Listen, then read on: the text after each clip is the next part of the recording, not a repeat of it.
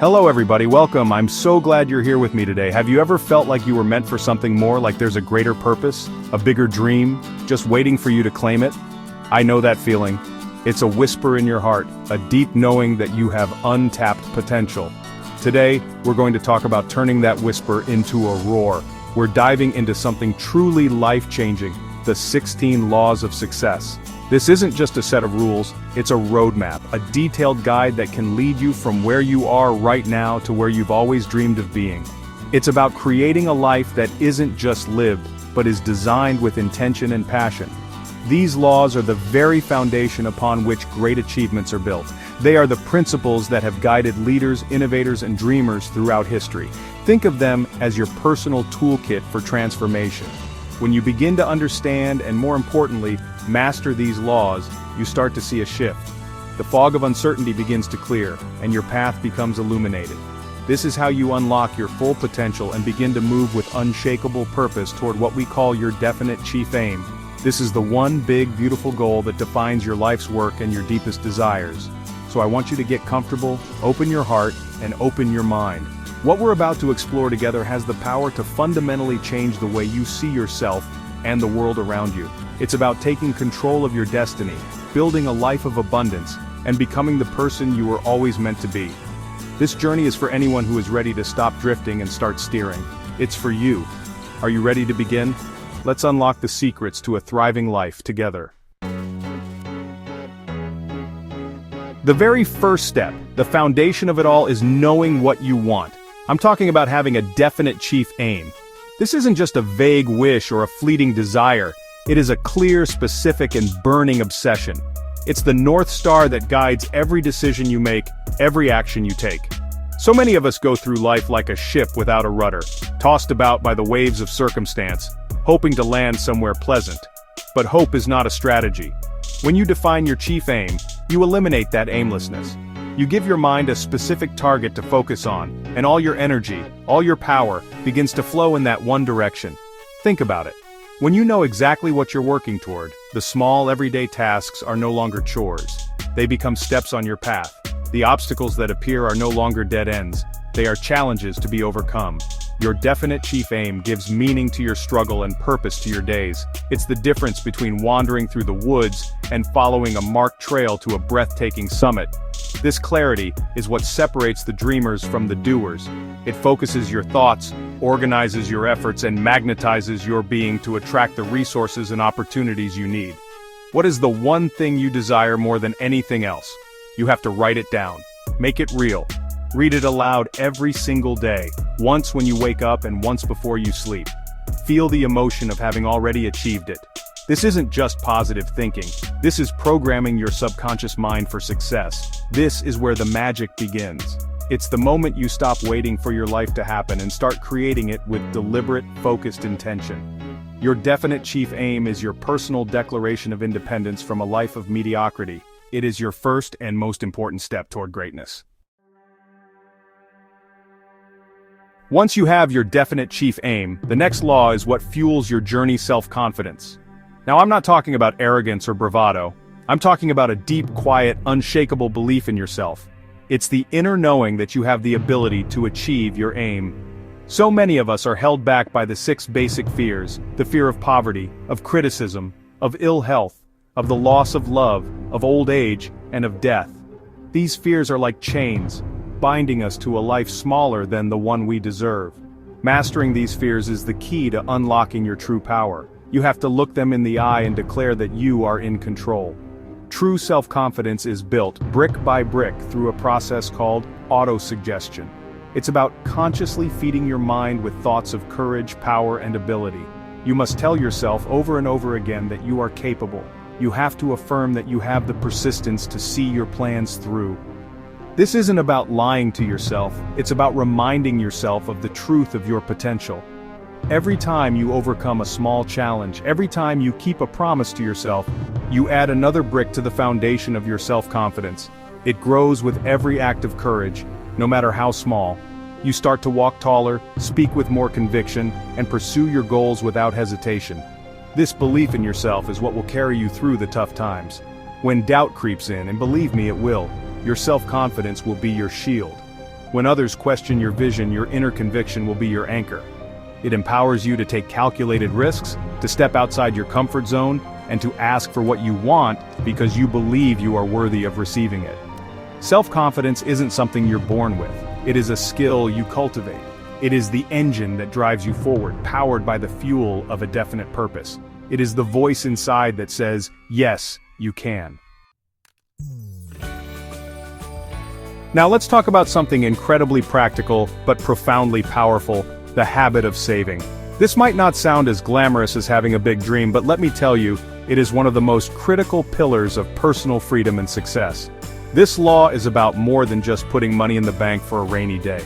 It's about systematically, deliberately, and consistently setting aside a portion of everything you earn. The recommended amount is at least 10%. No matter how much or how little you make, you pay yourself first. This habit does something incredible to your mindset. It breaks the cycle of living paycheck to paycheck and frees you from the fear of poverty. When you have money saved, you have options. You have breathing room. You are not forced to make decisions out of desperation. You can say no to opportunities that don't align with your definite chief aim. You can invest in your own growth, whether it's taking a course, starting a business, or seizing an unexpected opportunity. Money in the bank is stored power. It is tangible self-reliance. It gives you a sense of security and stability that allows your mind to focus on higher pursuits like creativity and leadership, instead of being consumed by worry and stress about bills. This habit builds discipline and self-control, which are essential for all other areas of success.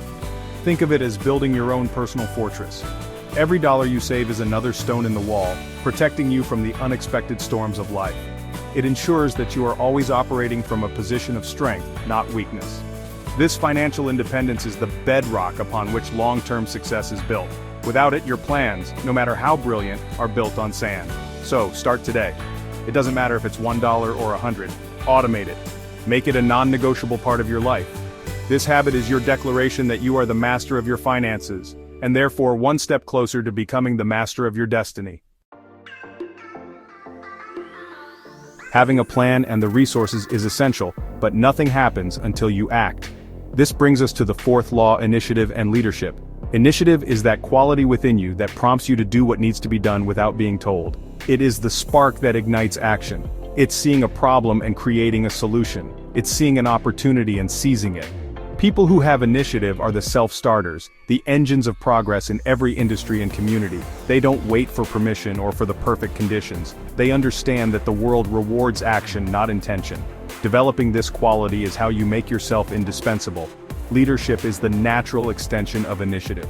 When you consistently take the lead, people naturally begin to look to you for guidance. But true leadership isn't about being the boss or having a title. It's about inspiring others to work together toward a common goal. It's built on courage, self-control, a keen sense of justice, and sympathy and understanding. A leader doesn't drive people, they guide them. They are willing to do anything they would ask of their team. This kind of leadership is earned through respect, not demanded through authority. It is the ability to move people to action because they believe in you and your vision. To cultivate this law, you must start by taking initiative in your own life. Volunteer for tasks that no one else wants. Look for ways to improve processes at your job. Start that project you've been thinking about. Every time you step up, you are building your leadership muscle. You are demonstrating your value and your capacity for greater responsibility. Success does not gravitate to those who are timid or hesitant. It flows to the person who has the courage to take the first step and the character to lead others on the journey. This law is about becoming the cause, not just the effect, in your own life story. Every great achievement in the history of the world began as a single thought in someone's imagination. This is the fifth law, and it is the workshop of your mind. Your imagination is where all your plans are created, where ideas are born and given form. There are two kinds of imagination: the synthetic and the creative. Synthetic imagination is where you rearrange old concepts, ideas, or plans into new combinations. This is where most of us work, combining what we already know in new ways. But then there is creative imagination. This is the faculty through which you receive hunches, inspirations, and new ideas. It's that flash of insight that seems to come from nowhere. To achieve your definite chief aim, you must learn to stimulate and use both forms of your imagination.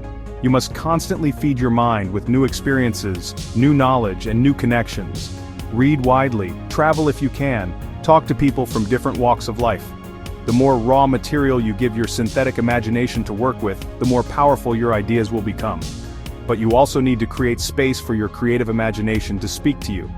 This means quiet time, meditation, long walks in nature, whatever it takes for you to quiet the chatter of the conscious mind and listen to the whispers of your intuition. Your imagination is not just for daydreaming, it is a practical tool for problem solving. When you face an obstacle, don't just stare at the problem. Engage your imagination. Ask, what are all the possible ways I could solve this? Visualize yourself successfully overcoming the challenge. Create detailed, vivid mental pictures of your goals as if they are already accomplished. This process builds new neural pathways in your brain and conditions your subconscious to find a way to make your vision a reality. Your imagination is a limitless resource. The more you use it, the stronger and more responsive it becomes. It is the source of all innovation and the starting point of all fortune. Now, you can have the greatest plan in the world, born from a powerful imagination, but without our sixth law, it may never get off the ground. That law is enthusiasm. Enthusiasm is more than just being excited. It is a deep, heartfelt belief in what you are doing. It is the outward expression of your inner conviction and your definite chief aim. It's a form of energy that is absolutely contagious. When you speak and act with genuine enthusiasm, people can't help but be drawn to you. It makes your personality more pleasing, your voice more compelling, and your ideas more persuasive. Enthusiasm is the electricity that brings your vision to life for others. Think about the most charismatic people you know. They have a certain spark, a passion that radiates from them. That is enthusiasm. It's not loud or obnoxious. It can be a quiet, intense fire. It's what makes people want to join your team, invest in your project, and support your cause. It overcomes prejudice and melts away resistance. No one wants to follow a leader who is lukewarm or uncertain about their own mission. People are drawn to certainty and passion.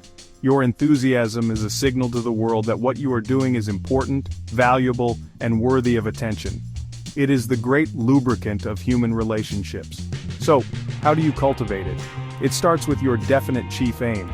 You must be working on something that you genuinely believe in, something that sets your soul on fire. You can't fake real enthusiasm for long. It must come from a place of authenticity. You also cultivate it through your actions. Act enthusiastic, and you will become enthusiastic. Put a smile on your face, energy in your voice, and purpose in your stride. This isn't just fake it till you make it. It's a psychological principle. Your physical state influences your emotional state. Enthusiasm is the fuel that supercharges every other law. It is the magic ingredient that makes success inevitable. Enthusiasm is a mighty power, but like a wild horse, it must be harnessed. This brings us to the seventh law, one of the most important of all self-control. Self-control is the balance wheel that directs your enthusiasm into constructive channels. Without it, enthusiasm can become destructive, leading to poor decisions, tactless remarks, and wasted energy. Self-control is the mark of a truly mature and powerful individual. It is the ability to think before you act, to remain calm under pressure, and to master your emotions rather than being mastered by them. It is the quiet discipline that allows you to stay focused on your definite chief aim, even in the face of temptation, distraction, or provocation. This law governs your habits, your appetite, your temper, and your tongue. It's about having mastery over your thoughts. Remember, your outer world is a reflection of your inner world. If your mind is in a state of chaos, filled with anger, fear, or revenge, your life will reflect that chaos. But if you can control your thoughts, focusing them on what is positive, constructive, and aligned with your purpose, you begin to master your fate. Self-control means you don't let a minor setback derail your entire day. You don't engage in pointless arguments that drain your precious energy. You choose your response to life's events instead of reacting blindly. Developing self-control is a daily practice. It starts with small things like resisting the urge to check your phone every 2 minutes, or choosing to listen instead of interrupting, or holding your tongue when you feel the urge to criticize. Each small victory strengthens your willpower muscle. It is the foundation of dependable character. People trust and want to work with someone who is steady and reliable, not someone who is volatile and unpredictable. Self-control is the ultimate form of personal power. It is the quiet, firm hand on the steering wheel of your life, ensuring that you stay on course toward your greatest destiny. This next law is one of the most powerful secrets to getting ahead in any walk of life. It is the 8th law, the habit of doing more than paid for. This is the principle of going the extra mile. It means making it a habit to consistently deliver more value and better service than what is expected of you. Most people do only what they are paid to do, and sometimes not even that. They see their job as a simple transaction, a certain amount of work for a certain amount of pay. But the person who succeeds sees it differently. They see their work as an opportunity to grow, to learn, to stand out, and to make themselves indispensable. This habit is the single most effective way to gain favorable attention from those who can provide you with opportunities. When you consistently do more than is required, you are not just benefiting your employer or your clients. You are benefiting yourself most of all. First, you gain the advantage of an expanded skill set and increased knowledge. You are constantly pushing your own boundaries and becoming more capable. Second, you build a reputation for excellence and reliability. People notice. They see you as a leader in the making, as someone who takes ownership and pride in their work. This positive reputation will follow you and open doors that would otherwise remain closed. It puts you in a position to command more responsibility and eventually, a higher income. You are not working for free, you are investing in your own future. This habit must be practiced with the right attitude. You can't do it grudgingly or with the expectation of an immediate reward. You must do it willingly and cheerfully with the understanding that you are building your own character and value. This is the law of increasing returns in action. The effort you put out comes back to you multiplied. It turns you from a mere employee into a valued partner in any enterprise. So, look for ways today to go the extra mile. Stay a little later to finish a project perfectly. Help a colleague who is struggling. Bring a new idea to the table. This habit will, without fail, set you on the path to leadership and extraordinary success. You can have all the technical skills in the world, but if you can't work well with people, your success will be limited. This brings us to the 9th law, developing a pleasing personality. Now, this is not about being fake or changing who you are to make everyone like you. It is about cultivating the genuine traits that make people feel comfortable, respected, and positive in your presence. A pleasing personality is your greatest asset in navigating the complexities of human relationships. It is the passkey that unlocks doors and the shock absorber that smooths out the bumps in the road. The most important ingredient? A positive mental attitude. When you radiate positivity, sincerity, and warmth, people are naturally drawn to you. What are the components of this personality? It starts with a genuine smile. It's having a firm handshake and looking people in the eye. It's the art of being a good listener, showing sincere interest in others instead of just waiting for your turn to talk. It's having a flexible tone of voice that conveys warmth and confidence. It's about having tact and diplomacy, knowing what to say and how to say it to avoid giving offense. It's also about your appearance, presenting yourself in a way that shows respect for yourself and for others. These are not superficial things, they are the outward signals of your inner character and attitude. They tell the world that you are approachable, cooperative, and trustworthy. Developing a pleasing personality is a conscious effort. You have to study yourself. Ask for honest feedback from someone you trust. Are you a good listener? Do you complain often? Is your attitude generally positive or negative? You have to be willing to work on your rough edges. The goal is to remove the friction between you and other people. When you have a pleasing personality, people want to help you, they want to work with you, they want to say yes to you. It helps you influence others, overcome obstacles, and build the powerful alliances you need to achieve your definite chief aim. It is the soft skill that creates hard results. In a world overflowing with information, opinions, and noise, our 10th law is more critical than ever.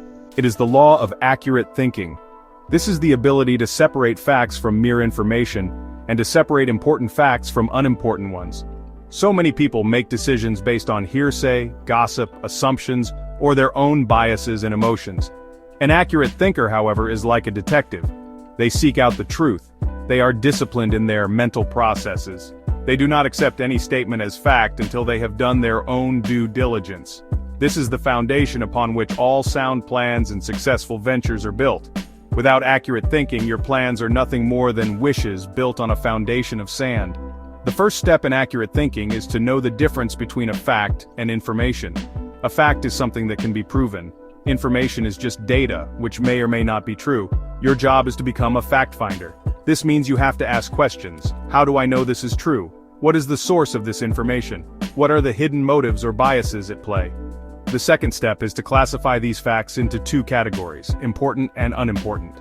An important fact is one that can help you in the attainment of your definite chief aim. All other facts, while perhaps interesting, are unimportant for your purpose. This allows you to cut through the clutter and focus on what truly matters. Once you have gathered and organized your important facts, you can begin to use them to build effective plans. You are no longer guessing or hoping. You are operating from a position of knowledge and certainty. This discipline protects you from being swayed by popular opinion or manipulated by those with their own agendas. It allows you to see opportunities where others see only chaos. Accurate thinking is not easy. It requires you to challenge your own beliefs and to be open to being wrong. But it is a skill that will save you from countless costly mistakes. It is the bedrock of wisdom and the guiding light that illuminates the path to your goals. Once you are thinking accurately, the next step is to focus that thought. This is the 11th law, concentration. Concentration is the art of focusing your mind on one single subject at one time until you have worked out a practical plan for its attainment. In our modern world, we are trained for distraction. Our attention is constantly being pulled in a dozen different directions by notifications, emails, and endless entertainment. But true achievement requires the opposite. It requires deep, sustained focus. Think of your mind like the sun's rays. When they are diffused, they provide gentle warmth. But when you focus them through a magnifying glass onto a single point, they can create a fire. That is the power of concentration. This law is about more than just avoiding distractions while you work. It's about dedicating your mental energy toward the attainment of your definite chief aim. It means that your major thoughts, your daily habits, and your long-term plans are all aligned and pointing in the same direction. When you concentrate your efforts, you build momentum. You begin to master your chosen field because you are dedicating the full power of your mind to it. This is how expertise is developed. It's also about leveraging the knowledge of others. Part of concentration is knowing what you don't know, and focusing on finding and collaborating with people who have the specialized knowledge you lack. This allows you to concentrate on your strengths while benefiting from theirs. To practice concentration, you must create an environment that allows for it. Set aside specific, uninterrupted blocks of time to work on your most important tasks. Train your mind like a muscle. Start with short periods of focused attention and gradually increase them. When your mind wanders, gently bring it back to the task at hand. This discipline of mind is what allows you to solve complex problems, create brilliant strategies, and perform at a level that is impossible for the scattered and distracted mind. Concentration is the ability to control your attention, and in doing so, you gain control over the results you produce in your life. No great success is ever achieved alone. That is a fundamental truth. This brings us to the 12th law, the principle of cooperation. Cooperation is the act of working together in a spirit of harmony to achieve a common purpose. It is the foundation of all successful teams, businesses, families, and societies. When you learn to coordinate your efforts with others, you eliminate friction, misunderstanding, and wasted energy. You create a smooth, efficient force that is far more powerful than the sum of its individual parts. This is where you begin to truly multiply your power. Willful, harmonious cooperation is a priceless asset that cannot be bought. It must be cultivated through trust, respect, and a shared vision. This law is the practical application of many of the laws we've already discussed. It requires a pleasing personality to get along with others. It requires self-control to avoid arguments and ego clashes. It requires tolerance to appreciate different viewpoints. And it requires a definite chief aim so that everyone on the team is pulling in the same direction. Without cooperation, even the most brilliant individuals will fail, as their efforts will be disjointed and may even work against each other. But with it, a group of average individuals can achieve extraordinary results. Look for ways to be a better team player in every aspect of your life. The highest form of cooperation is what Napoleon Hill called the Mastermind Alliance. This is a small group of people, united in perfect harmony, for the attainment of a definite purpose. We will talk more about this in our final chapter, but for now, understand this. When two or more minds are coordinated in a spirit of harmony, they create a third, invisible, intangible force that can be likened to a mastermind. This principle allows you to tap into the experience, knowledge, and spiritual power of others. Cooperation is the key that unlocks this incredible force. It is how you move from individual effort to exponential achievement. Everyone who has ever dared to dream big has also experienced failure. The difference between success and mediocrity lies in how one responds to it. This is our 13th law, profiting by failure. Most people are, honestly, terrified of failure. They see it as a sign of weakness, as an endpoint. But successful people understand that failure is not the opposite of success. It's actually a part of it. Every failure, every mistake, every heartbreak contains within it the seed of an equivalent benefit. It's a lesson in disguise. It's life's way of showing you that there is a flaw in your plan, that you need to develop a new skill, or maybe that you're heading in the wrong direction. Failure is simply feedback. Your job is not to be defeated by it, but to learn from it. When you experience a setback, you must resist the urge to quit or to blame others. Instead, you must become a student of your own mistakes. You have to analyze what happened with cold, hard, accurate thinking. What went wrong? What did I learn? How can I do it better next time? This process, honestly, turns a painful experience into a valuable asset. You're extracting wisdom from adversity. You're transforming a stumbling block into a stepping stone. Thomas Edison failed thousands of times before he perfected the light bulb. He famously said, "I have not failed. I've just found 10,000 ways that won't work." That is the mindset. You can also profit by the failures of others. History and the experiences of those around you are filled with cautionary tales. By observing why others fail, whether it's due to a lack of self-control, poor planning, or a negative attitude, you can learn these valuable lessons without having to pay the price yourself. Embrace failure as your greatest teacher. Know that every time you fall and get back up, you are stronger, wiser, and more resilient than you were before. True failure only occurs when you give up. As long as you are learning and moving forward, you are on the path to your definite chief aim. In a world that is so diverse with so many different cultures, beliefs, and opinions, our 14th law is the bedrock of wisdom and harmonious relationships. It is the law of tolerance. Tolerance is the willingness to respect the beliefs and practices of others without necessarily agreeing with them. Intolerance, on the other hand, closes the mind. It is a form of ignorance. It builds walls between people and nations. The intolerant person stops learning because they believe they already have all the answers. They surround themselves only with people who think and act just like them. And in doing so, they shut themselves off from the vast ocean of knowledge and experience the world has to offer. Being tolerant does not mean you abandon your own beliefs or principles. It simply means you recognize that you do not have a monopoly on the truth. It means you are open-minded enough to listen to and learn from other perspectives. This is absolutely essential for accurate thinking. How can you think accurately if you refuse to consider facts and viewpoints that contradict your own preconceived notions? Prejudice, which is born from intolerance, clouds judgment and leads to disastrous decisions. It shuts doors to opportunities, partnerships, and friendships that could have been invaluable on your journey. Cultivating tolerance requires humility, the understanding that there is always more to learn. It requires empathy, the ability to try to see the world through another person's eyes. When you practice tolerance, you become a magnet for knowledge. People from all walks of life will be willing to share their wisdom with you because they know you will listen with an open mind and a respectful heart. It allows you to build broader, more powerful alliances. Tolerance is the hallmark of a truly educated and enlightened mind. It is the quality that allows you to navigate a complex world with grace, wisdom, and success. This next law is a principle that has been taught by every great philosopher and spiritual leader throughout history. It is the 15th law, practicing the golden rule. Simply put, it means do unto others as you would have them do unto you. This is not just a nice moral sentiment, it is a profound and practical law of success. Every action you take, every word you speak, creates a ripple effect. The thoughts and energy you put out into the world inevitably come back to you. When you treat others with kindness, fairness, and respect, you create an environment of trust and cooperation. People will want to help you, support you, and do business with you because they know you are a person of integrity. Think about the implications of this law in your daily life. Before you criticize someone, ask yourself, would I want to be spoken to this way? Before you take advantage of a situation, ask, is this how I would want to be treated?